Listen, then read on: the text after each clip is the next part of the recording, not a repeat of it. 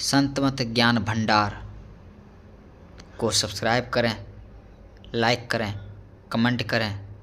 और ऐसा प्रवचन दूसरे चैनल पर नहीं मिलेगा, क्योंकि पूज्यपाद स्वामी आशुतोष गुरु स्नेही जी महाराज संत सदगुरु महर्षि संत सेवी परमहंस महाराज के सानिध्य में कई वर्षों तक सेवा दिए, जिसका फलस्वरूप इनको काफ़ी ज्ञान मिला। उस ज्ञान के आधार पर यह बहुत ही अच्छा प्रवचन हुआ। आप लोग अवश्य सुने, पूरा सुने। नवधा भक्ति पर विस्तृत व्याख्या, विशेष व्याख्या, विस्तार से व्याख्या हुआ। आप लोग अवश्य सुने। जय गुरु।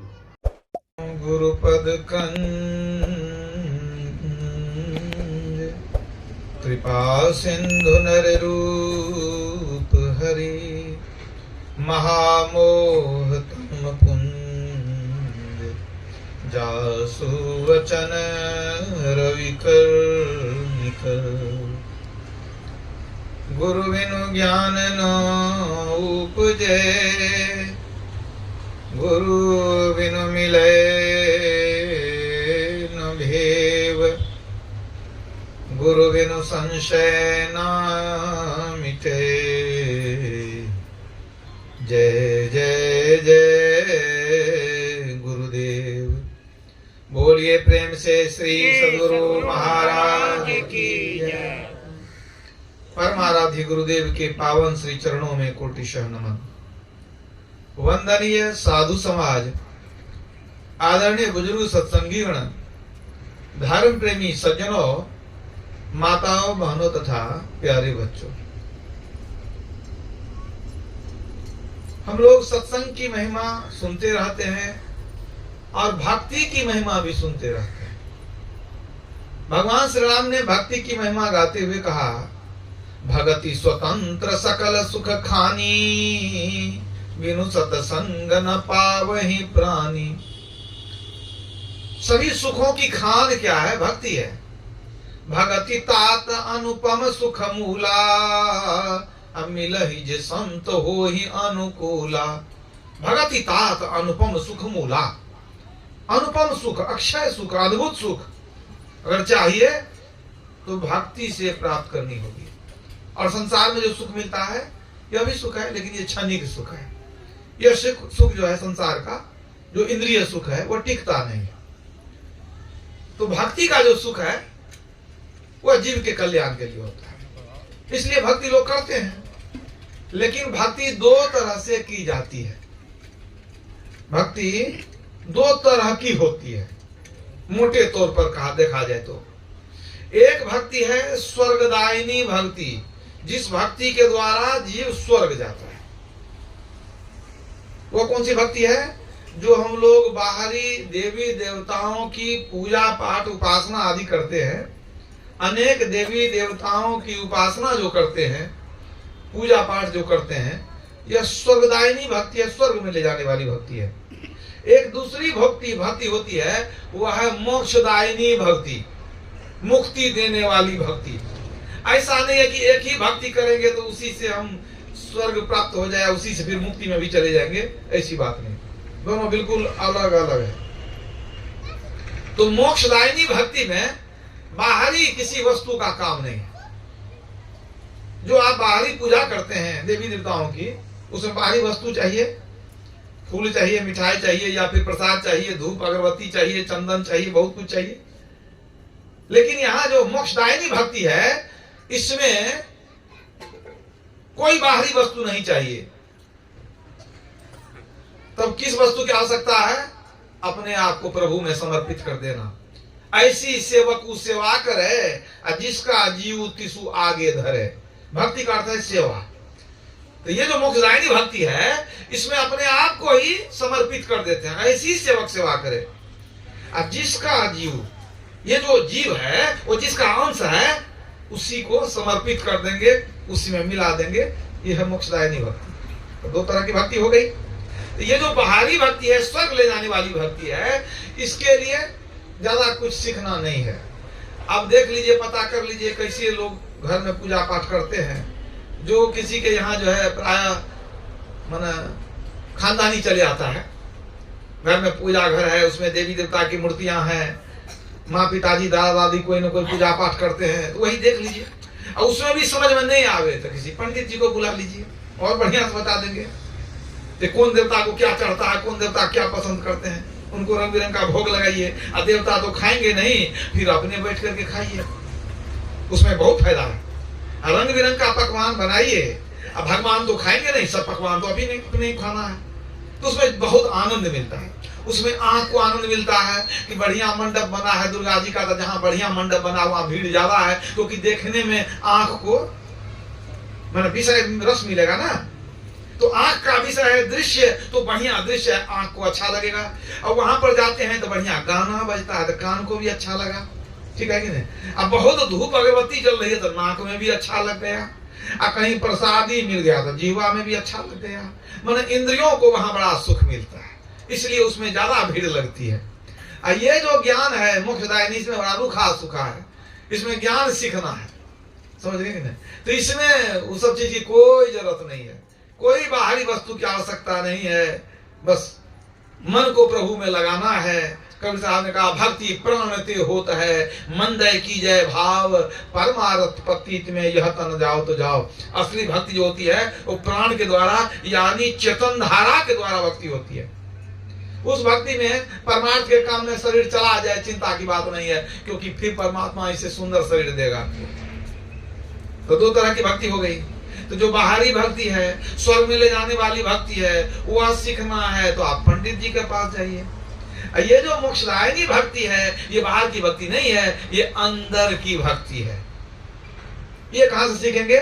इसके लिए संत सदगुरु के पास जाना पड़ता है, इसके लिए गुरु की आवश्यकता पड़ती है, बस यही अंतर है। तो संत लोग मोक्षदायिनी भक्ति बतलाते हैं, जो बाहरी भक्ति सब लोग जानते हैं, वो क्या बताएंगे? उस भक्ति को कर लीजिए, जन्म मरण में घूमते रहिए, स्वर्ग भी जाइए, नरक भी जाइए, पशु पक्षी बनते रहिए, जन्म लीजिए, मरते रहिए। लेकिन एक दूसरी भक्ति है मोक्षदायिनी भक्ति, कि सीधे परमात्मा के गोद में पहुंच जाइए, दोबारा जन्म नहीं लेना पड़ेगा, न शरीर में आना है, न भव दुख उठाना है, सारे दुख समाप्त। तो जब रामचरितमानस पढ़ते हैं तो वहां पढ़ते हैं कि राम की भक्ति करनी चाहिए। जब गीता पढ़ते हैं तो वहां भगवान कृष्ण की भक्ति करनी चाहिए। वेद पढ़ते हैं तो वेद में है कि जगत प्रसव करता ईश्वर की भक्ति करनी चाहिए। तो किन की भक्ति करें हम लोग? वास्तव में परमात्मा एक ही एक है, उसी को तुलसीदास जी ने राम कहा, सूरदास जी ने कृष्ण कहा। वो वही परमात्मा कभी कभी शरीर में आते हैं तो राम का रूप भी है, दशरथ नंदन के रूप में आते हैं राम कहलाते हैं, और देवकी नंदन के रूप में आए तो कृष्ण कहलाए। परमात्मा एक ही है, विभिन्न रूपों में आते हैं। जैसे कभी कभी आप देखेंगे कि रामलीला में आदमी एक ही है और वो बदल बदल के पाठ कर लेता है, वही आदमी है, रामलीला हो कृष्ण लीला हो तो बदल बदल के पाठ कर लेगा। वही है, कभी हनुमान बन जाएगा, और किसी दिन उसी को मन हो जाए तो हो सकता है विभीषण बन जाए, विभीषण बीमार हो गया तो उसी को बना दिया। तो है एक ही, विभिन्न पाठ अदा करता है। और कभी मान लीजिए जरूरत पड़ गया तो सीता भी बन सकती है, वो जो है बन सकता है, स्त्री बन जाएगा वो। तो वही बात है, भगत हे तो भगवान प्रभु राम धरे तनु भूप, किए चरित पावन परमो प्राकृत नर अनुरूप। राम प्रभु राम ने राजा का शरीर धारण किया, असामान्य मनुष्य के तरह वो लीला करते रहे। तथा अनेकन भेष धरी नृत्य करे नट कोई, जैसे नट बहुरूपिया बहुत रूप बनाता है, जैसा रूप बनाता है वैसा नहीं हो जाता है। इसी तरह परमात्मा राम भी बनते हैं, कृष्ण बनते हैं, लेकिन वो किसी की तरह हो नहीं जाते, कुछ दिन के लिए वो ऐसा रहते हैं, फिर उनका रूप स्वरूप में चले आते हैं, निज रूप में चले जाते हैं। तो रूप से उनको कोई लेना देना नहीं। आज न राम है न कृष्ण है, तो क्या आज परमात्मा नहीं है? इस संसार कैसे चल रहा है? चलाने वाला तो सब दिन रहता है। तो रामचरितमानस जब आप पढ़ते हैं तो वहां कहा गया कि मनुष्य शरीर क्यों मिला है? राम की भक्ति करने के लिए। देह धरे कर यही फल भाई, भजिए राम सब काम बिहाई। वही परमात्मा है, उन्हीं का नाम राम है। राम की भक्ति कर लीजिए। तो राम की भक्ति करने से क्या मिलेगा? राम भगति रत नर अरु नारी, सकल परम पद के अधिकारी। सबके सब परम पद यानी मोक्ष में जाएंगे जो राम की भक्ति करेंगे। राम की भक्ति करेंगे मोक्ष मिलेगा। सबके घर में राम का फोटो रहता है, सब भक्ति करते हैं, कहाँ मोक्ष मिल जाता है। वही बात है, उस परमात्मा राम की भक्ति करनी पड़ेगी। सिर्फ जो है राजा राम की भक्ति करने से मुक्ति नहीं होती। आप जो तस्वीर मूर्ति का दर्शन करते हैं इससे मुक्ति नहीं होती। दशरथ जी ने दर्शन किया कि नहीं? वो दर्शन क्यों करेंगे? दिन रात गोद में लेके घूमते होंगे, बेटा छाना कितना दर्शन किए, तो मरने के बाद मुक्ति कहाँ हुई? स्वर्ग चले गए। जिसके लिए भगवान राम ने कहा कि स्वर्ग जाने से अंत में दुख होता है, स्वर्ग स्वल्प अंत दुखदाई, पिताजी चले गए स्वर्ग में। वो तो चाहते थे सबको मोक्ष मिले, प्रजा को बैठा के क्या उपदेश दिए कि सबको मोक्ष होना चाहिए, साधन धाम मोक्ष कर द्वारा। उनके पिताजी मोक्ष में नहीं गए, स्वर्ग चले गए। भगवान कृष्ण उन्होंने ध्यान करने कहा, उन्होंने गीता का ज्ञान दिया। पांडव लोग बहुत दर्शन किए, मर करके पांडव लोग कहाँ गए? नरक चले गए, बाद में स्वर्ग गए, मोक्ष में नहीं गए। अब सोचिए, भगवान कृष्ण के ऐसे महान परमात्मा के अवतार इतना मानते थे अर्जुन को, तो कम से कम अर्जुन को ठेल करके पहुंचा देते कहाँ? मोक्ष में नहीं। भगवान राम अपने पिताजी को मुक्ति में पहुंचा देते नहीं। क्यों? ये भगवान मुक्ति देने वाले नहीं है, मुक्ति देंगे तो गुरु ही दे सकते हैं, बात को समझिए। इसलिए भगवान राम ने भी कहा गुरु के शरण में जाओ। गुरु देवे तासो अधिक राम सके नहीं दे। इसीलिए गुरु से उस भक्ति को जानना पड़ता है, गुरु बतलाते हैं। तो राम की भक्ति करने से मुक्ति होगी, संत सदगुरु बतलाते हैं। लेकिन कुछ ऐसे लोग हैं कहते हैं हम संत को नहीं मानते हैं, गुरु को नहीं मानते। तो नहीं मानते हैं तो उनको कौन बताएगा? भगवान अपने मुंह से 9 प्रकार की भक्ति बतला दिए, तो हम भी वही बात कह देते हैं कि अगर संत को नहीं मानना है तो मेरी बात मान लो, एक ही बात है, बात में कोई अंतर नहीं है। तो आप लोग जानते हैं कि भगवान श्री राम शबरी के कुटिया पर गए थे, दर्शन दिए, उन्होंने सेवा में बेर प्रस्तुत किया। वो स्थान कहाँ है? मन में जिज्ञासा आपको हो सकती है कि वो जगह कहाँ आज भी है, वो जगह की नहीं, कोई पहचान है कि नहीं है? आज भी वो जगह है। छत्तीसगढ़ राज्य में बिलासपुर शहर है, उससे 65 किलोमीटर दूर शिवनाथ नदी है। उसी नदी के किनारे आज मंदिर बना हुआ है। वही शबरी का स्थान था। नारायण मंदिर बहुत जगह सुने होंगे, लेकिन वहां जो जहां शबरी की काकुटिया था वहां जो मंदिर बना हुआ है, उस मंदिर को क्या कहते हैं? शबरी नारायण मंदिर। पहले शबरी का नाम, तब नारायण जोड़ा हुआ। आज भी वो जगह है, वो पवित्र स्थान। तो भगवान श्री राम शबरी के कुटिया पर गए, उन्होंने अपने मुंह से 9 प्रकार की भक्ति बतला दिया है। क्यों? उन्होंने क्यों बतलाई भक्ति? इसलिए कि लोग दुविधा में नहीं पड़े, भ्रम में नहीं चले जाए, भक्ति के नाम पर कुछ से कुछ नहीं करने लग जाए। इसलिए उन्होंने अपने मुंह से खुलासा बता दिया कि ये 9 प्रकार की भक्ति करनी चाहिए यदि कोई मुक्ति चाहता है तो। 9 प्रकार की भक्ति की व्याख्या आप लोग सुन भी रहे थे, महात्माओं से सुन रहे थे, उसी को समझाना है। कथा प्रसंग भी आप लोग बहुत कुछ सुने कि पिछले जन्म में वो राजरानी थी, महात्मा जी के आशीर्वाद से दूसरे जन्म में शबरी बन गई और भक्ति उनकी पूर्णता को पहुंच गई। तो भगवान राम क्या बतलाते हैं शबरी को?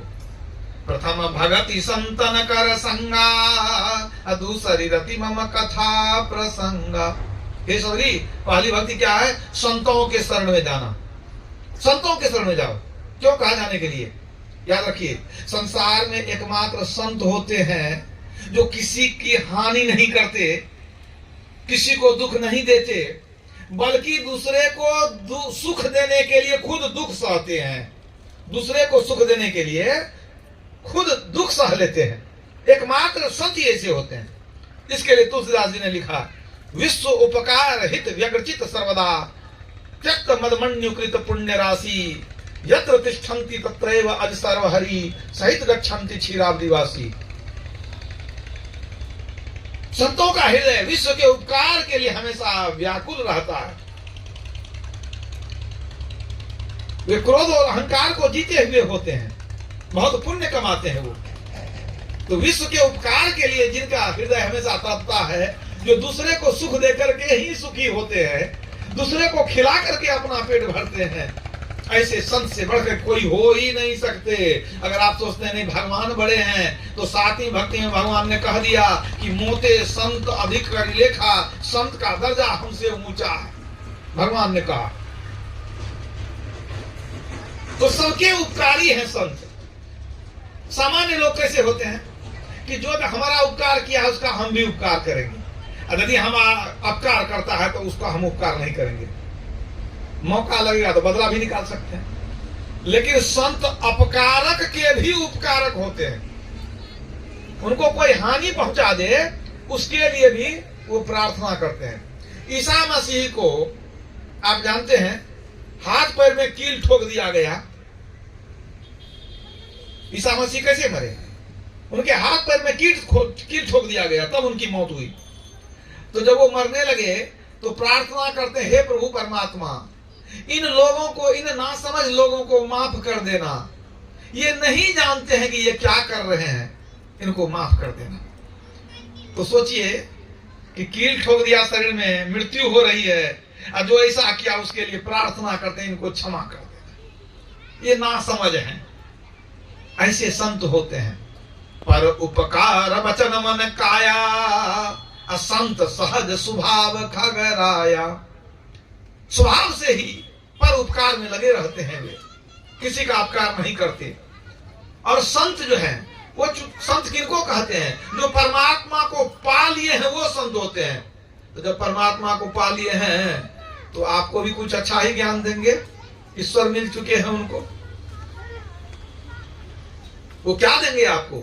साचो उपदेश देत, भली भली सीख देत, समता सुबुद्धि देत, कुबुद्धि हरत है। मार्ग दिखाई देत, भाव हु भगति देत, प्रेम की प्रतीति देत, अभरा भरत है। ज्ञान देत, ध्यान देत, आत्म विचार देत, अब ब्रह्म को बताई देत, अब ब्रह्म में चरत है। सुंदर कहत जग संत कछु लेत नहीं, निश दिन संत जन देवो ही करत है। सत देने के लिए आते हैं, ज्ञान ध्यान निर्वाण सब कुछ देते हैं। और लेंगे क्या आपसे? उदर समाता अन्न ले, अतन ही समाता चीर, अधिका संग्रह ना करे ताका नाम फकीर। संत को ही फकीर कहते हैं उर्दू में। वो आपसे क्या लेंगे? अब जिंदा रहने के लिए थोड़ा अनाज लेंगे, तन ढकने के लिए वस्त्र लेंगे, यही तो लेंगे आपसे। फकीर कैसे लिखते हैं? उर्दू में फे काफ ये और रे, चार अक्षर मिलकर के फकीर होता है। फे काफ ये और रे। फे से फाका, फाका माना उपवास। जो फकीर होते हैं कभी कभी उपवास करते हैं शरीर की शुद्धि के लिए। फे काफ, काफ का अर्थ है कनायत, यानी संतोष। जो मिल जाए उसी में संतुष्ट रहते हैं वो। काफ से कनायत, कनायत माना संतोष। ये फे काफ ये अतब रे, ये माने यादें इलाही। वो ईश्वर को हमेशा याद करते हैं, सुमिरन करते रहते हैं। ये से यादें इलाही, और रे से रियाज। रियाज में क्या होता है? अभ्यास करना। क्या अभ्यास करते हैं वो? ध्यान अभ्यास करो सतसदहि, चातक दृष्टि बनाई हो। उनको फकीर कहते हैं, उनको संत कहते हैं। पूज्यपाद संत सेवी प्रभु महाराज कहा करते थे कि जो संत होते हैं, तो संत को अंग्रेजी में क्या कहते हैं? सेंट। संत को अंग्रेजी में सेंट कहते हैं। तो पूज्यपाद कहते थे कि संत को अंग्रेजी में सेंट कहते हैं, और सेंट का अर्थ खुशबू भी होता है। सेंट माने खुशबू भी होता है। तो ये कहते थे कि जो सेंट होते हैं उनमें सेंट भी होता है। मतलब जो संत होते हैं उनमें सुगंधी होती है। वो क्या सुगंधी होती है? उनके अंदर सदाचार की सुगंधी होती है, उत्तम आचरण की सुगंधी होती है। मतलब वो व्यभिचार, चोरी, नशा, हिंसा, झूठ, पांचों पाप को त्यागे हुए होते हैं। खट विकार जित अनघ अकामा, अचल अकिंचन सुचि सुख धाम। वो परम पवित्र होते हैं, सुख के धाम होते हैं। अमित बोध अनीत है मित भोगी, असत्य सार कवि कोविद जोगी। सारे गुण का वर्णन किया है तुलसीदास जी ने। सभी सद्गुण से संपन्न होते हैं संत। ऐसा नहीं समझिएगा कोई भस्म लगा ले, जटा बढ़ा ले, गिरवा ले तो संत हो जाते हैं, नहीं। संत भेष से होत नहीं, नहीं कथे बहु ज्ञान, नौ मठ के आधिपति बने, न तीर्थ किए स्नान। बहुत तीर्थ में स्नान करने से, मठ के आधिपति बनने से संत नहीं हो जाते हैं। आत्म तत्व अनुभव करे, परमात्म लख जोय, माया तजी भक्ति करे, संत कहावे सोय। वे आत्मा परमात्मा को जानते हैं अनुभव से, फिर भी भक्ति करते हैं, वो माया में लिपटते नहीं है। ऐसे सच्चे संत जो होते हैं उनके शरण में जाने के लिए भगवान राम कहते हैं। लेकिन ऐसे संत का मिलना बड़ा कठिन है। पुण्य पुंज बिनु मिलहि न संता, असत संगति संस्कृति कर अंता। बहुत पुण्य जमा होता है तब संत मिलते हैं, और संत मिल गए तो भव दुख समाप्त हो जाएंगे। क्यों? संत शरण जो जन पड़ा, सो जन उधरन हार, संत की निंदा नानका बहुरी बहुरी अवतार। जो संत की निंदा करते हैं वो जन्म मरण के चक्र में घूमते हैं, जो संत के चरण को पकड़ लिए उनका उद्धार हो जाता है, यानी मोक्ष में जाते हैं। तो संत कैसे होते हैं एक दृष्टांत से समझाता हूं। एक संत हुए समर्थ रामदास जी, दक्षिण भारत में हुए। वे शिवाजी के गुरु भी थे। शिवाजी मराठा के सरदार राजा, उनके गुरु थे समर्थ रामदास जी। वो भिक्षाटन करके गुजारा करते थे। एक दिन भिक्षा मांगते मांगते एक दिन चले गए एक सेठ जी के यहाँ, और सेठ जी की पत्नी बहुत कर्कशा थी। चले गए वहां, जाके आवाज देने लगे, भिक्षाम दे। 2 बार 4 बार आवाज दे दिए, और सेठानी अपने पति को भोजन करा रही थी। भोजन बन गया था, भोजन करा रही थी, पति खा रहे थे, वो पंखा चल रही थी। अब वहां दरवाजे पर खड़े होकर के 1-2 बार आवाज दे दिए, भिक्षाम दे, भिक्षा दो, भिक्षा दो। अब सेठानी पूरा क्रोधित हो गई कि जब न तब मुंह उठा कर चले आता है, आवाज देना शुरू करता है। लगता है उसके लिए खाना बना के रखे हैं, अभी पति खाया है, बाल बच्चा खाया नहीं है, अभी आ गया मांगने के लिए, कैसे देंगे। और रुक गए थे वहां, 2-3 बार आवाज दे दिए। पति जो खा लिया तो थाली उठा ली, और क्या हुआ तो कपड़ा भिगा करके जमीन को पोत रही थी, पोतना से जमीन को पोछ रही थी। अंतिम बार आवाज दिए भिक्षाम देही। गुस्सा में वही पोतना लेकर के गई, और गेट खोल के देखती है तो हम समर्थ रामदास जी हैं। पूछती है भिक्षा लेगा? कहा हाँ भिक्षा लेंगे। वही जूठा पोतना भात दाल लगा हुआ था, ले करके इतना जोर से मार दी देह में कि पूरा शरीर जूठा से तरबतर। लो भिक्षा लो, कह करके किवाड़ बंद करके चली आई गुस्सा में। अब समर्थ रामदास जी तो परम संत थे, महान संत। चेहरा मलिन नहीं, कोई साप नहीं दिए, कोई दुख प्रकट नहीं किए। सो दयाल कछु कहे नहीं, और न रोष लवलेश। क्या किए तो कहा लो भिक्षा में। तो जो देह पर से गिरा कपड़ा, तो पूरा तो शरीर जूठा हो गया, कपड़ा उठा लिए, यही मिला, लेके चल दिए। अब गए, जाके नदी में स्नान किए, पूरा तो देह का गंदा हो गया था।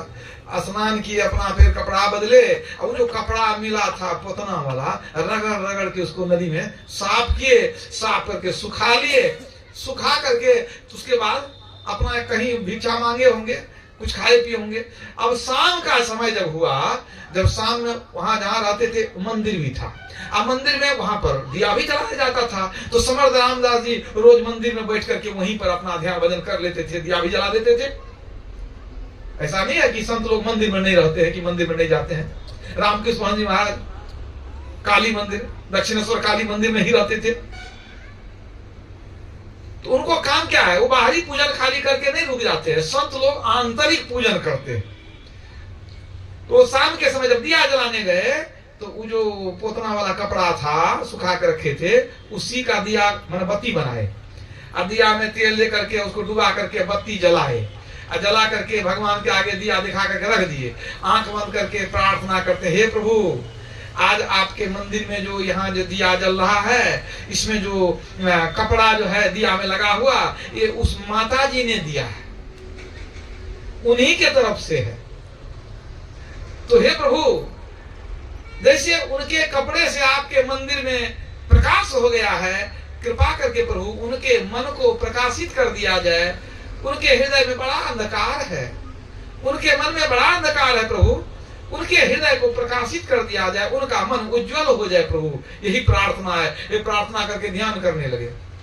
अब इधर प्रार्थना कर रहे हैं, अब संत की प्रार्थना कहीं भगवान नहीं सुने, भगवान सुन लिए।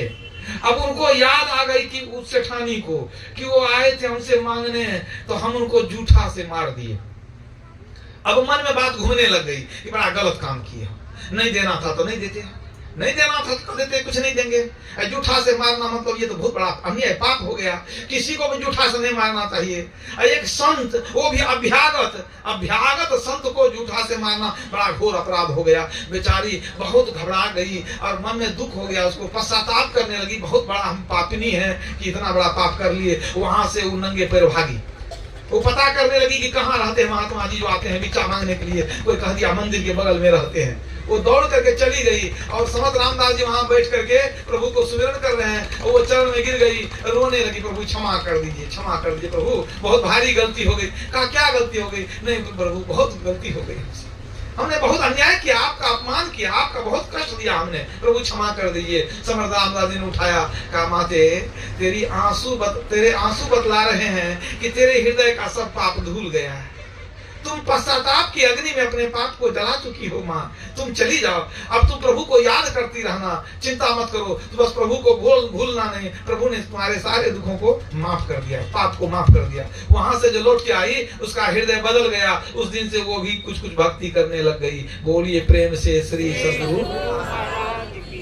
तो संत ने हृदय को बदल दिया। सठ सुधरहि सतसंगति पाई, पारस परसी कुधा तु सुहाई। मज्जन फल देखिए तत्काला, काक हो ही पिक बकऊ मराला। ये तो एक ही भक्ति हुई। प्रथम भक्ति संतन कर संगा, दूसरी रति मम कथा प्रसंगा। संत लोग जब कुछ सुनाने लगे, साधु महात्मा जब सत्संग की वाणी सुनावे, हरि कथा सुनावे, खूब प्रेम से सुनना चाहिए। यदि कोई व्यक्ति कभी सत्संग सुनता ही नहीं है, कोई प्रेम नहीं है उसको, तब क्या होगा? जिन हरि कथा सुनी नहीं काना, श्रवण रंध्र अहि भवन समाना।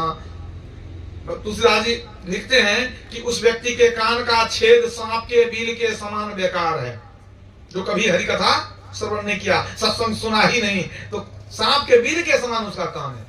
कुलिस कठोर निठुर सोई छाती, असुनी हरि चरितन जे हर साती। उसका हृदय निष्ठुर है, वज्र के समान कठोर है, जो हरि कथा सुन करके प्रसन्न चित्त नहीं होता है। मतलब हरि कथा को प्रेम से सुनना चाहिए। बिनु सतसंग नो हरि कथा, केहि बिनु मोहन भाग। मोह गए बिनु राम पद, होहि न दृढ़ अनुराग। बिना सत्संग किए, सत्संग सुने, ईश्वर के चरणों में प्रेम नहीं होता है। सत्संग सुनते हैं तो ज्ञान भी होता है। बिनु सत्संग ज्ञान नहीं उपजे, कर ले जतन हजार वे। ब्रह्मानंद खोज गुरु पूरा, उतरो भवजल पार रे। सत्संग सुनते सुनते बुराई धीरे धीरे छूटने लगती है। सत्संग सुनते सुनते बहुत ज्ञान हो जाता है। ईश्वर कैसा है, कहाँ रहता है, भक्ति क्यों करें, कैसे करें, स्वर्ग क्या है, नरक क्या है, पाप क्या है, पुण्य क्या है, मोक्ष क्या है, योग क्या है, ध्यान क्या है, सब ज्ञान हो जाएगा। इसलिए नित्य प्रति सत्संग कर ले प्यारा, तेरा काज सरे सारा। सब काम होगा। थोड़ा समय निकाल के सत्संग कर लीजिए। कुछ लोग कहते हैं समय नहीं निकलता है, निकालने से निकलेगा, निकालने से समय निकलता है, याद रखिए, अपने समय नहीं निकलेगा। तो दूसरी भक्ति क्या है? सत्संग को प्रेम से सुनिए। सिर्फ सुनने से काम नहीं चलेगा। सुनी समुझाए जन मुदित मन, अब मज्जहि अति अनुराग। लहाई चारि फल अछत तनु, साधु समाज प्रयाग। जो साधु समाज में आनंद मन से उपदेश को सुनते हैं, जीवन में उतारते हैं, उनको जीते जी 4 फल की प्राप्ति होती है। अर्थ, धर्म, काम और मोक्ष, चारों मिलेगा। इसलिए जब मौका लग जाए सत्संग सुनते रहिए, आपका जीवन बिल्कुल बदल जाएगा। सत्संग सुनते सुनते पापी पुण्यात्मा हो जाता है, अधर्मी धर्मात्मा हो जाता है। यह है दूसरी भक्ति। गुरुपद पंकज सेवा तीसरी भगति अमान। भगवान राम कहते हैं गुरु की सेवा करनी चाहिए। गुरु कैसा होना चाहिए?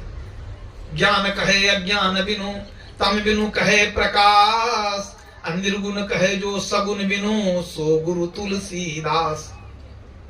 ज्ञान कहे अज्ञान बिनु, आपके अज्ञान को हटाकर ज्ञान भर दे, अंधकार से निकालकर आपको प्रकाश में ले जाए।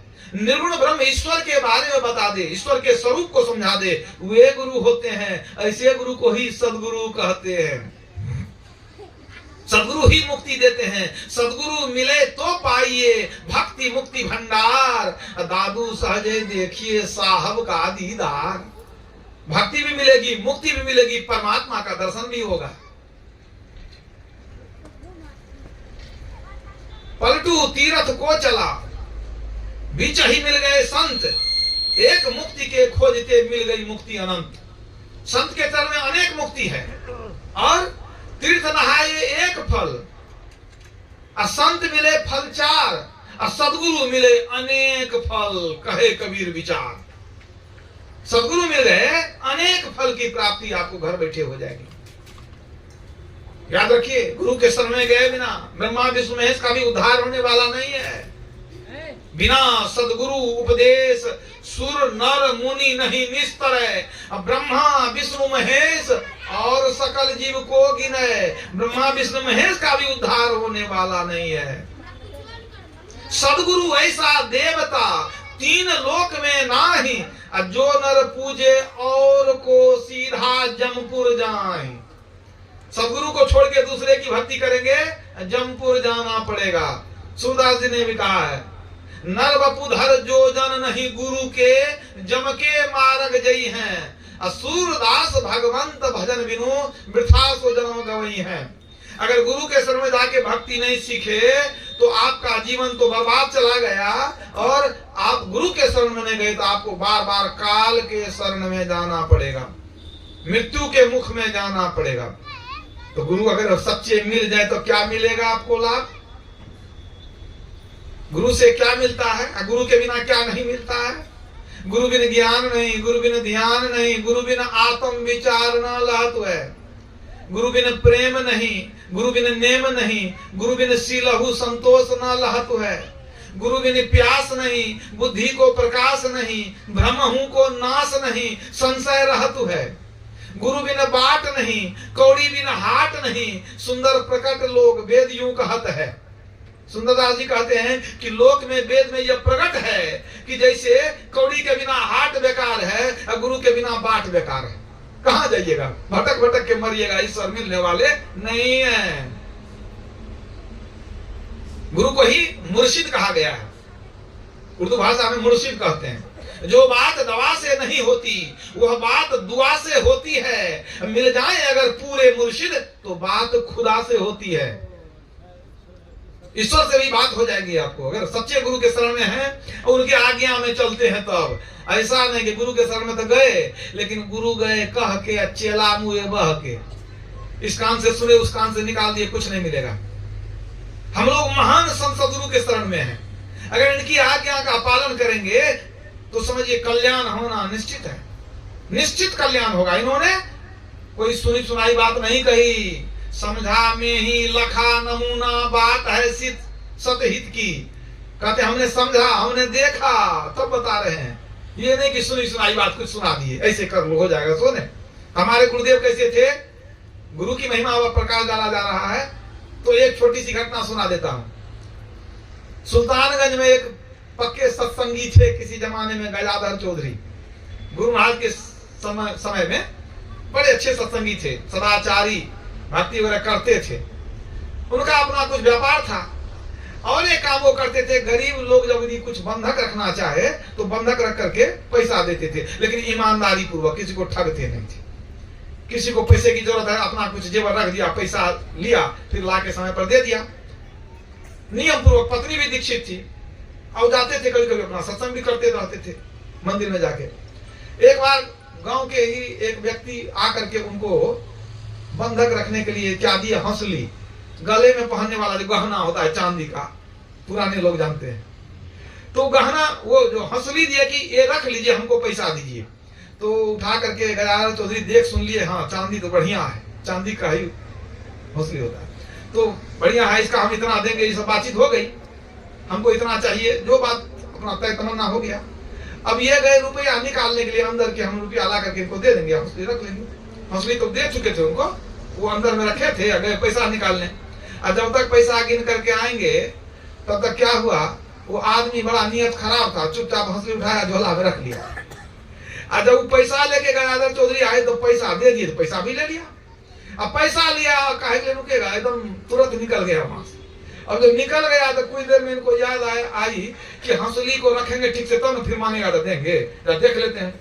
और वो जो अंदर में रखे थे तो हाथ बढ़ा के तो ले लिया था। अभी खोजना शुरू किया, हंसली कहाँ है, कोई तो आया नहीं, गया का कोई नहीं आया, वही आया था, वही गया था। बेचारे परेशान, खोज खोज के थक गए, हंसली कहीं मिली नहीं, बहुत परेशान हुए।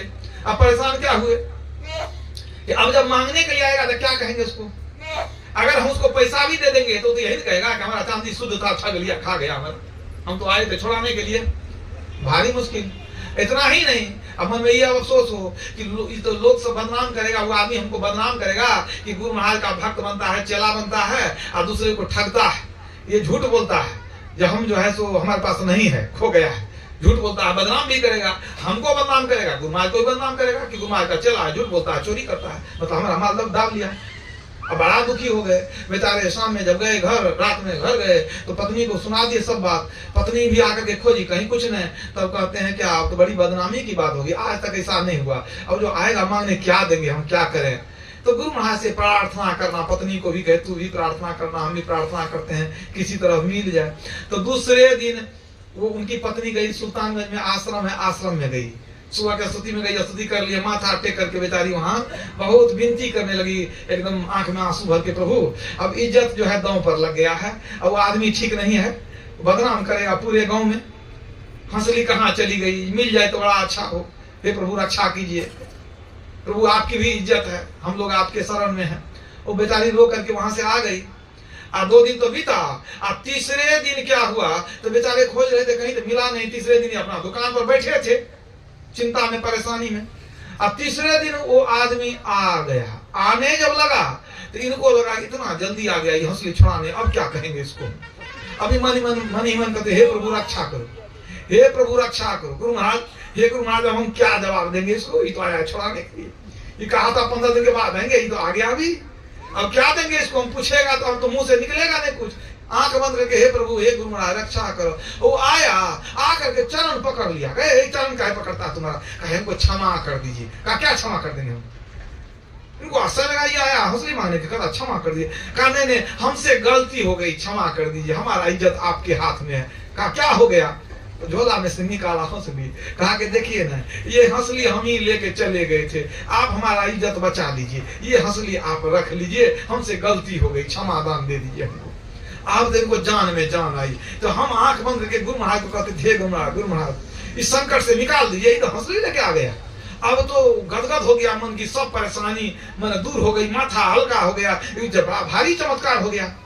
तो उसको जाने लगा तो उसको रोके, अरे सुनो, जब तू लेके गया था तो तू लेके आया क्यों फिर, कोई कुछ जो चोरा के ले जाता है तो लाके देता है।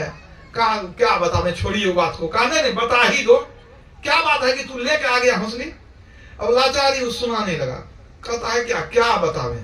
और जब से ले गए ना, तीसरा दिन है और 2 रात से हम सोए नहीं है, 2 रात हो गई हम सोए नहीं। कहा सो क्या, और जब हम सोते हैं, दिन हो कि रात हो, रात में तो नींद आती नहीं, सोते हैं जब, जैसे नींद आई कि एक बूढ़ा आदमी हमको धक्का मार के उठाता है और लाठी से हमको पीटता है, कहता है कि जल्दी से जिसका लाया हंसली दे आओ।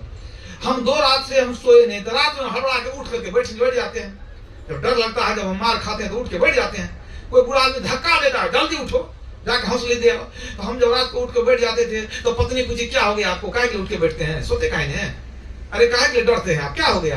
तो पत्नी को सब बात बता दी कि ऐसी बात है, तो हम आज 2 रात से नहीं सोए हैं। जब दिन में भी सोते हैं तो हमको कोई धक्का मारता है, उठो जल्दी से, जिसका हंसली लाया है जाके पहुंचाओ। सब कहानी कह दिया कि अमुक जो है ना वो गदाधर चौधरी, उसी को दिए थे हंसली रखने, तो पैसा भी ले लिया, हंसली लेकर के चले आए। तो वही बात है, उस तब से हमको चैन नहीं मिलता है। पत्नी सब बात सुन ली और कहती आप तो बड़का फेर में पड़ गए हैं, और 2 दिन नहीं सोए हैं, इसी तरह से कुछ दिन नहीं सोइएगा तो पागल होके मरिएगा। तो भारी फेरा हो गया।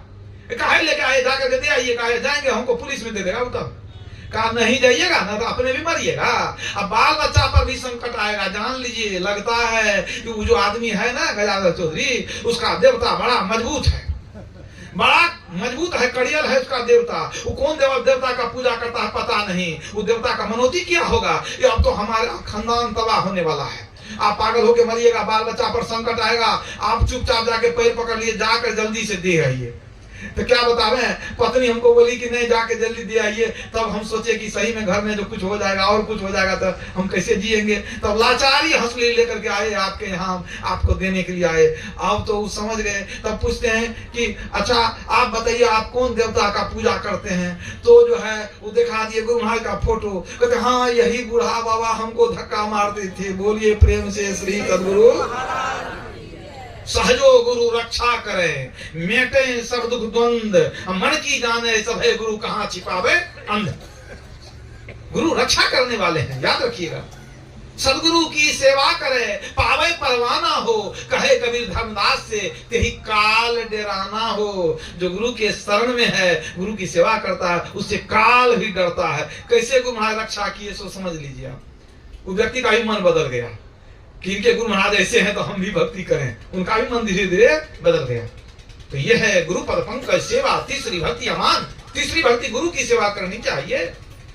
गुरु बिन माला फेरता, गुरु बिन करता दान, गुरु बिन सब निष्फल गया, बूझो वेद पुराण। अगर गुरु नहीं है जीवन में तो समझिए जीवन बेकार है। जिसके जीवन में गुरु नहीं उसका जीवन शुरू नहीं। आदमी वाला जीवन शुरू नहीं हुआ, अभी पशु वाला जीवन है, चाहे औरत हो या मर्द हो। याद रखिए, मोक्ष में जब तक दीक्षा नहीं लेंगे तब तक मोक्ष में जाने का रास्ता आपके लिए नहीं खुलेगा। यह है गुरु पद पंकज सेवा। चौथी भक्ति मम गुण गाना करई कपट तजी गान। चौथी भक्ति क्या है? भगवान कहते मेरा गुणगान करो, परमात्मा का गुणगान करना चाहिए। बहुत उपकृत हुए हैं उनसे, उन्होंने बड़ा उपकार किया है। 84 लाख योनि में भटक रहे थे, पशु पक्षी कृमि आदि की योनि में भर में बहुबार हो। नर्तन अब ही कृपा करी दीनो, अब प्रभु करो उबार हो। तो भटक रहे थे 84 लाख योनि में, लेकिन कबहु करी करुणा नर देही, देत ईस बिनु हेतु स्नेही। अकारण ही स्नेह करने वाले हमारे पिता क्या किए? मनुष्य शरीर दिए, कृपा किए कि नहीं? मनुष्य शरीर दिए तो माता के पेट में 9 महीना रक्षा किए। कैसे रक्षा किए? उल्टा लटके हुए थे, बच्चा उल्टा लटका रहता है माँ के पेट में। कैसे रक्षा किए सोचिए तो। जब जन्म हुआ मुंह में दांत नहीं खाएंगे क्या? माँ के शरीर में दूध की व्यवस्था परमात्मा ने की। और दांत हुआ तो देखिए फल मिठाई कितना अन्न आदि दिए परमात्मा ने। सांस लेने के लिए हवा दिया, पानी पीने के लिए जल की व्यवस्था की परमात्मा। हर क्षण उपकार करते हैं हमारा। तो उनका नाम नहीं ले, बड़ाई नहीं करें, गुणगान नहीं करें। नहीं करेंगे तो हमारे ऐसा पापी कृतज्ञ कौन होगा? तो चौथी भक्ति परमात्मा का गुणगान करना। जे न करई राम गुण गाना, जीह सुधादुर जीह समाना। तुलसीदास जी लिखते हैं कि जो परमात्मा का गुणगान नहीं करता है उसकी जिह्वा मेढक के जिह्वा के समान बेकार है। कैसे गुणगान करेंगे? मम गुण गावत पुलक शरीरा, गद गद गिरा नयन बह नीरा। शरीर पुलकित हो जाए, प्रेम पूर्वक गाइए। स्तुति विनती जो करते हैं उसके अर्थ को ध्यान में रखते हुए गाइए। क्या गा रहे हैं वहां मन रहना चाहिए। शरीर पुलकित हो जाए, वाणी गदगद हो जाए, आंखों में आंसू आ जाए, प्रभु की कृपा को याद करके इस तरह से गुणगान करना चाहिए। अगर गुणगान नहीं करेंगे तब क्या होगा? नहीं मुख राम गाओगे, आगे दुख बड़ा पाओगे। राम बिन कौन तारेगा, पकड़ जमदूत मारेगा। चौथी भक्ति स्तुति विनती, परमात्मा का गुणगान करना। पांचवी भक्ति मंत्र जाप मम दृढ़ विश्वासा, पंचम भजन सो वेद प्रकाशा। पांचवी भक्ति क्या है? मंत्र का जप करना। गुरु ने जो बता दिया कि इस नाम को जपो, परमात्मा के अनेक नाम हैं, उस एक नाम को आपको जपना है जो गुरु बता दे। साधक नाम जपहि लो लाए, हो ही सिद्ध अनिमादिक पाए। अनिमा लघिमा महिमा आदि अष्टसिद्धियों की प्राप्ति नाम जपते जपते हो जाती है। जपात सिद्धि, जब से सिद्धि होती है, याद रखिए, जब में बहुत शक्ति है। ये जो मंत्र होता है गुरु मंत्र बड़ा छोटा होता है, होना भी चाहिए छोटा, बड़ा अगर है तो समझिए गुरु मंत्र नहीं है सही। दूसरा से लिखा मंत्र परम लघु जा सुबस विधि हरिहर सुर सर्व महामत्त गजराज जिमी बस कर अंकुश खर्व। जैसे बहुत बड़े हाथी को छोटा सा अंकुश वश में कर लेता है, इसी तरह एक छोटा गुरु मंत्र ब्रह्मा विश्व में 33 कोटि देवता को वश में करने में सक्षम है। एक गुरु मंत्र के जब से सारे देवता वश में हो जाते हैं। इसलिए क्या करना होगा, गुरु मंत्र का जप करिए। गुरु गुरु सब जाप भूप अनुपम सत शांति रूप उपमा में अति अनुपदायक फल चारे। चार फल की प्राप्ति जब करते करते हो जाएगी। इसलिए अति पावन गुरु मंत्र मन ही मन जाप जपो। हम लोगों को मानस जप बताया गया है, बोलना नहीं है। कंठ न हिले, जीव न डोले, ओठ न फड़के, आवाज निकले नहीं, मानस जप, मन से जपिए। अति पावन गुरु मंत्र मन ही मन जाप जपो। इसमें बहुत ज्यादा लाभ है, याद रखिए, बहुत ज्यादा लाभ। जपों का राजा है मानस जप, इसको करिए। यह है 5वीं भक्ति। छठ दम शील विरति बहुकर्मा अनिरत निरंतर सज्जन धर्मा। छठी भक्ति में क्या कहते हैं, छठ दम शील, इंद्रियों को रोकने का स्वभाव बनाओ, और निरत निरंतर सज्जन धर्मा, सज्जन बन करके रहो। भगवान का आदेश है कि सज्जन बन जाओ।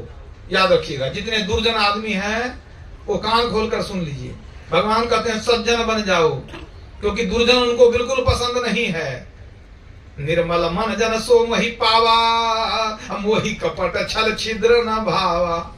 जो छल कपट करने वाला है उसको भगवान पसंद नहीं करते हैं। और भगवान क्यों आते हैं, दुष्ट को संहार करने के लिए, मारने के लिए। अनगिनत राक्षसों को मार कर खत्म कर दिए। राक्षस क्या माथा में सिंह था? नहीं, ऐसा नहीं कि रावण की माथा में कोई सिंह था। अरे वो भी आदमी ही था, मन दुराचारी था, सदाचार का पालन नहीं करता था। इसलिए भगवान कहते सदाचारी बनो, और नहीं तो अवतार होगा तो सब साफ हो जाएगा। याद रखो, तो सदाचार का पालन करो, मतलब 5 पाप को त्याग देंगे तब जाकर के सज्जन बनेंगे। व्यभिचार, चोरी, नशा, हिंसा, झूठ करना चाहिए। 5 पाप को त्यागेंगे, सज्जन बन जाएंगे। तब क्या करेंगे, छठ दमशील। आगे और क्या काम बच गया, इंद्रियों का निग्रह करो। दमशील, दम दम माने इंद्रिय निग्रह। आपकी 5 ज्ञान इंद्रियां हैं, 5 कर्म इंद्रियां हैं, 4 अंतःकरण की इंद्रियां हैं।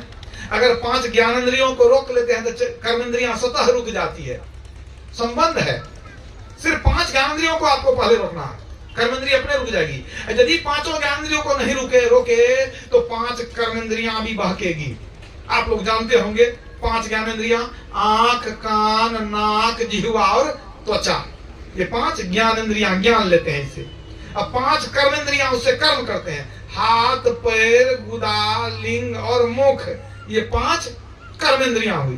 तो 5 ज्ञान इंद्रियों को रोकने से कर्म इंद्रियां रुकने लगती है अपने, उसमें भी कुछ संबंध है। अगर आप ज्ञान इंद्रिय को नहीं रोके तो 5 कर्म इंद्रिय भी नहीं रुकेगी, मतलब 10 इंद्रियां आपकी बहकने लगेगी। और 10 इंद्रियां बहकने लगेगी तब क्या होगा, तब आप 10 मुख बनेंगे, रावण बनेंगे, राम नहीं बन सकेंगे। याद रखिए, इसलिए इंद्रियों को रोकने का स्वभाव बनाने कहते हैं। उसके लिए क्या करेंगे, उसके लिए दीक्षा लेकर के दृष्टियों की साधना करनी पड़ती है। इंद्रियां जो चंचल है वो शांत होगी। कैसे चंचल क्यों है, चेतन धारा जाती है तो काम करती है इंद्रियां। अब चेतन धारा को समेटेंगे तो इंद्रियां काम कम करेगी। अब पूरी तरह से चेतन धारा सिमट जाए तो इंद्रियां काम नहीं करती है। कैसे, अब जरा समझिए, माने कोई बिजली का पंखा है तो पंखा हवा दे रही है, कैसे, बिजली के कारण। अब बिजली काट दे तो पंखा बंद, तो हवा नहीं मिलेगी। और यदि बिजली का काटे नहीं, अब वोल्टेज बहुत कम हो जाए तब क्या होगा, पंखा तो चलेगी लेकिन हवा नहीं लगेगी, धीरे धीरे चलेगी, मन शिथिल हो गई, उसकी गति शिथिल हो गई। अब इसी सूत्र को अपने ऊपर लागू कीजिए कि आपकी इंद्रियां काम करती है, कान से आप सुनते हैं, ठीक है। रात में जब सो जाते हैं तो कान में छेद रहता है, आप कोई गाली देके चले जाए सुनिएगा, क्यों नहीं सुनिएगा, क्यों नहीं सुनिएगा, लाइन कटा हुआ है, मतलब चेतन धारा हट गई है। चेतन धारा नहीं जा रही है तो कान काम नहीं कर रहा है।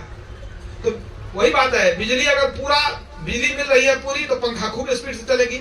चेतन धारा मिल रही है तो आंख कान सब काम कर रहा है। और कहीं बिजली कट गई, पंखा बंद, चेतनधारा हट गई, तब कान आंख सब काम करना छोड़ दिया, ठीक है। और जब वोल्टेज कम होता है तब क्या होता है कि गति कम हो जाती है ना। तो जो ध्यान करने के लिए अभ्यास करते हैं, दृष्टियों का अभ्यास करते हैं, उनकी चेतन धाराएं इंद्रियों के घाटों से सिमटती रहती है। जब सिमटने का अभ्यास हो जाता है तो ज्यादा चेतन धारा नहीं मिलने के कारण इंद्रियां शांत रहती है, बहकती नहीं है, ये समझिए।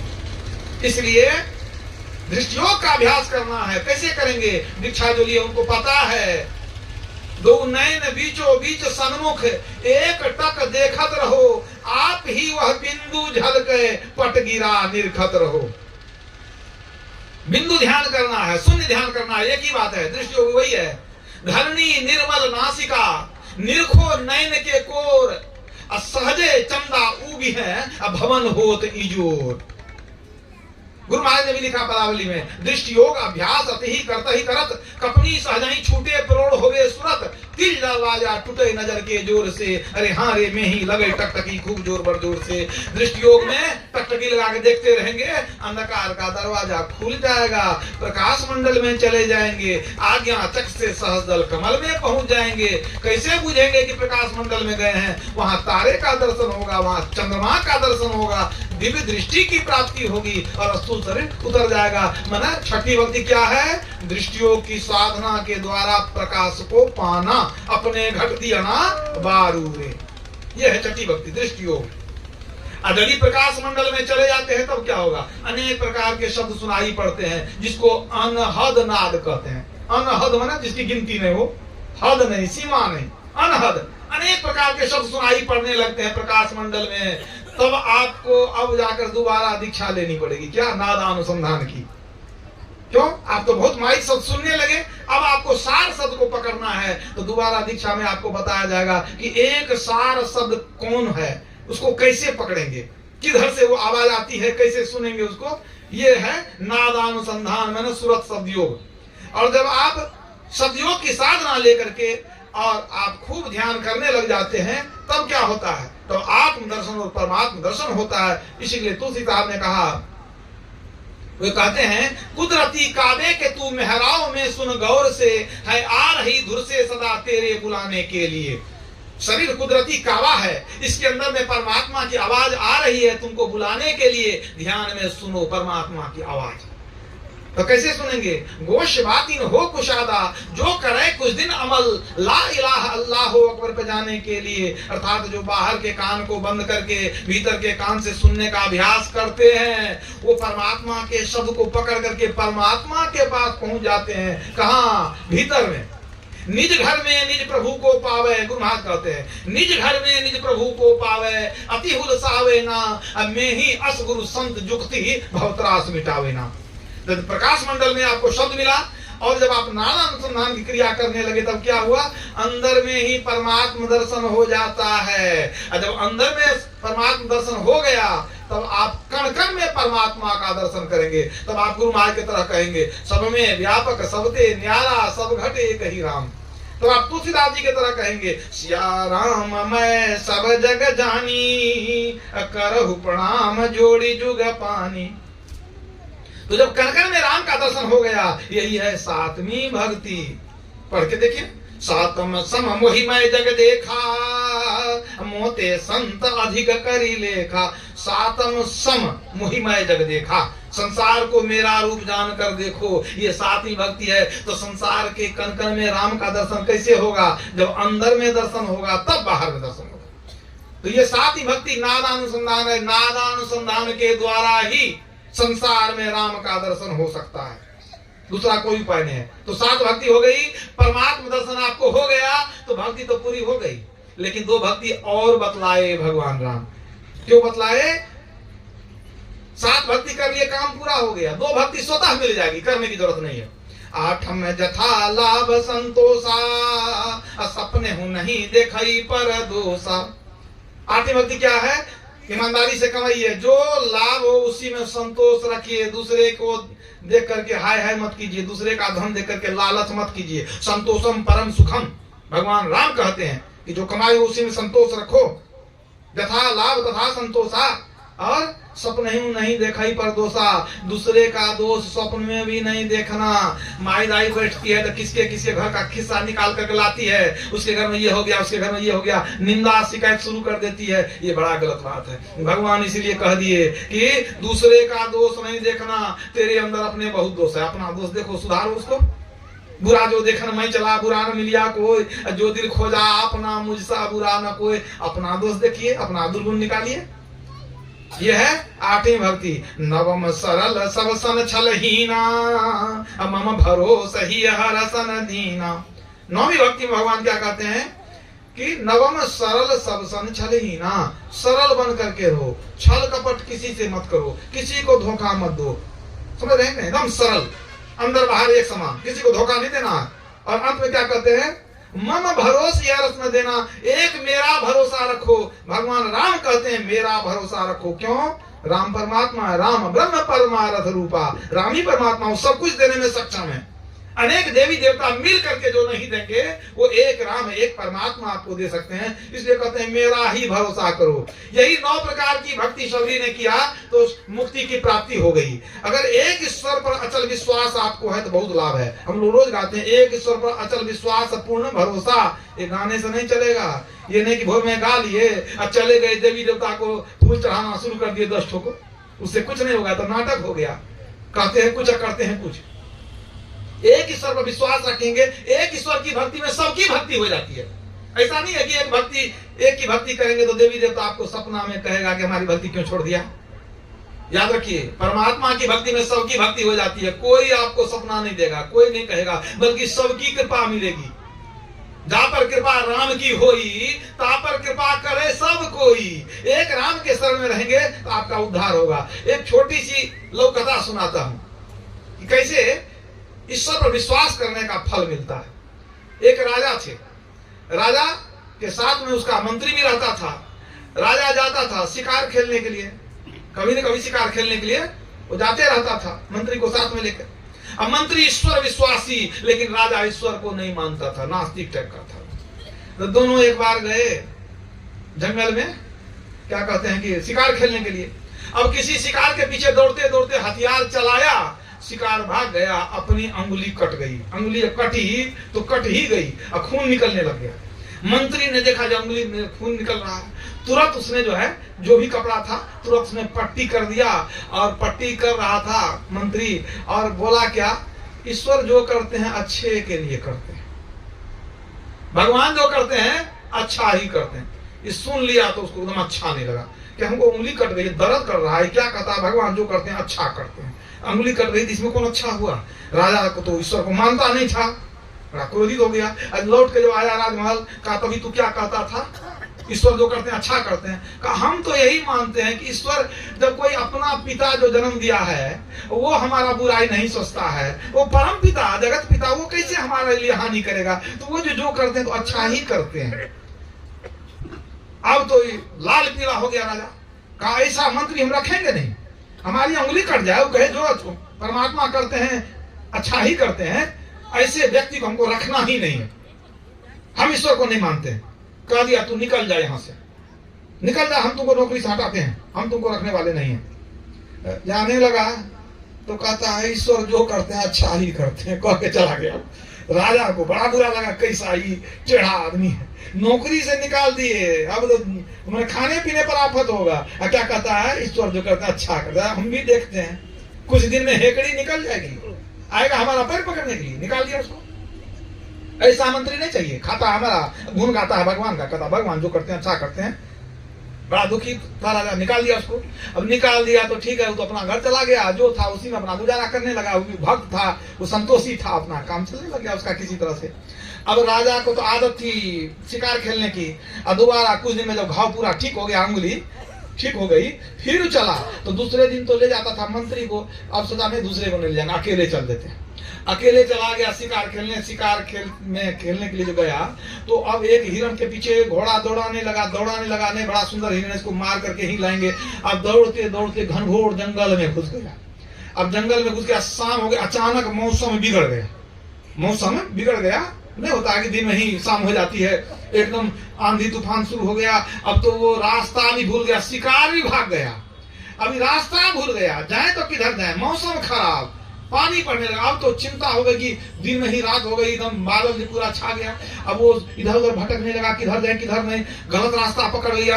और जैसे गलत रास्ता पकड़ा, अब अचानक पहाड़ के गुफा में से ढेर डकैतों का झुंड था, सब आ गया। आ करके उसको पकड़ लिया। अब पकड़ लिया तो अब क्या बोलेगा, हम क्या है नहीं है, कोई मानेगा वहां कुछ। और सब डकैत सब उसको पकड़ के ले गया, चलो लेकर सरदार के पास चलते हैं। और जंगल में उन लोग का एक बहुत बड़ा अड्डा बना हुआ था, वो लूट का माल लाता था, वहीं सब रहता था, अपना बांटता था, सब करता था। वहां लेके गया सरदार के पास, कहा सरदार देखिए कितना सुंदर मनुष्य मिल गया। सरदार खुश हो गया, कहा देखो बहुत बढ़िया किया तुम इसको लेकर के आया। अरे कल जब हम लोग गए थे डकैती करने के लिए, तो हम लोग क्या किए थे, देवी मैया के पास मनौती मांगे थे, मनौती किए थे। महाराज की जय, प्रकाश की व्यवस्था करिए। सरदार ने कहा एक दिन पहले ही हम लोग जब डकैती करने गए थे, तो देवी मैया के पास मनौती किए थे कि हे देवी मैया, अगर आज अगर बढ़िया माल हाथ लग जाए तो कल हम आपको नरबली देंगे आपको, आपके सामने में। आप देखो कि हम लोगों का भाग्य कैसा है कि कल माल भी बहुत हाथ लगा, और नरबली के लिए नर को खोजना नहीं पड़ा, इतना सुंदर नर अपने आ गया। अब इसको कल सुबह जो है ना, इसको जो है हम लोग बलि देंगे, इसको बलि देंगे। उसको बांध करके घर में रखा, और दूसरे दिन उसका सारा पोशाक उतार दिया, सब कुछ उतार दिया। बेचारा डर से कुछ नहीं बोला। तो क्या यहाँ तो मौत माथे पर नाच रही है। ले गया, अब डुबा करके उसको जो है पोखर में नहलाया, रगड़ करके नहलाया, नहला करके ले गया पहाड़ के गुफा में। एक देवी मैया का एक मूर्ति थी, और वहीं पर जो है कहा इसको सिर इसका झुका हुआ, समय मुहूर्त बढ़िया है, इसी समय हम लोग बलि प्रदान करते हैं, नर बलि देंगे। अब उसको सिर को झुका दिया। अब राजा तो थर थर कांप रहा है।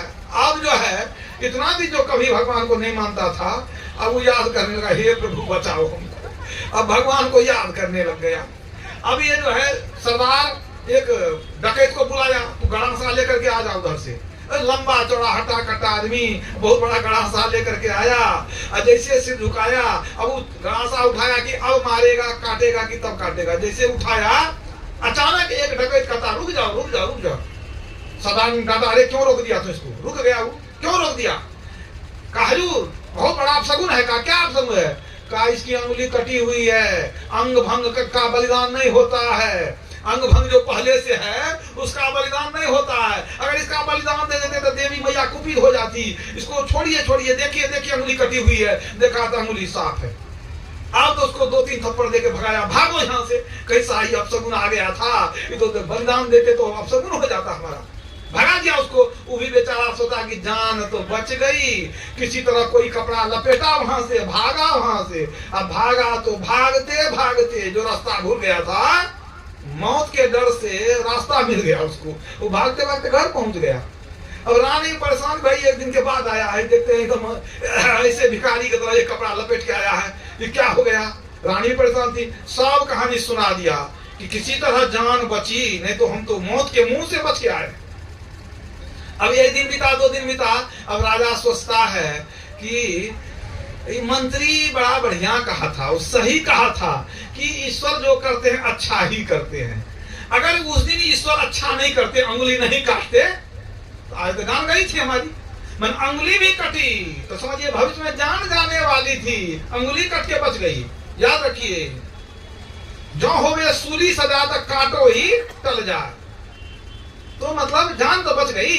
तो उसके मन में हुआ कि हम बड़ा गलती किए। मंत्री ठीक कहता था कि परमात्मा भगवान जो करते हैं अच्छा करते हैं, हम उसको निकाल जो दिए ये अच्छा नहीं हुआ।